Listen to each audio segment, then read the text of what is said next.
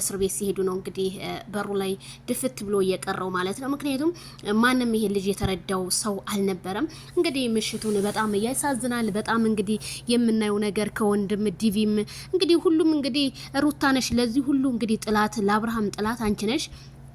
የልጅሽና አባት አንከራተሽ መሀል ሜዳ ላይ አስቀረሽው። አብርሃም ይሄ አልነበረም። አብርሃም በጣም እኔ እንጃ አላቅም። ብቻ ቤተሰብ መቼም አብርሃምን የሚያውቀው ያውቀዋል። ጫወታው ሁሉ ነገር አይጠገብ ነው አብርሃም። አሁን ላይ ግን እንደዚህ ድግምት ተደርጎበታል ተብሎ ሳምንት አለፈን እንግዲህ ስንጨቃጨቅ ነበረ። እንግዲህ ይሄው እንደምታዩት ነው። እንግዲህ ይሄንን ያህል ምንም ማውራትም አያስፈልግም።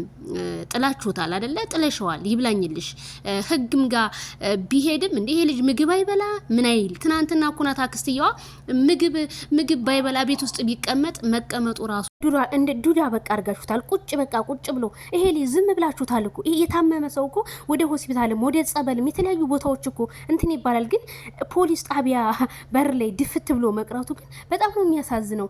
አብርሽ ማለት ሁልሽም እዛ ቦታ ላይ ያለሽው ትጠየቂያለሽ። አብሶ ነምበር 1 ወንድምየው ትጠየቃል። ኤፍሬም ተብያንተ ባለጌ ማለት ነው።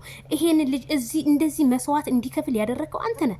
በዛ ላይ እኔ እኮ በጣም የሚገርመኝ ምንም እኮ ፖሊስ ጣቢያ እኮ ያስፈልግም እኮ ፖሊስ ጣቢያ ያስፈልግም። ልጃችሁን አንቃችሁ መውሰድ ትችላላችሁ። ሩታ ምንም የምታመጣው ታሪክ የለም። ምንም አታመጣም። ምንም እሷ በቃ መለፍለፍ ምን ማለት በቃ ሴራው ይኸው ከቤተሰቦች ጀምሮ ስጨቀጭቁት አመቱ ሙሉ ይሄ ውድቅ ብሎ ቀረ። እስኪ ማን ነው የሚያነሳው ታዲያ?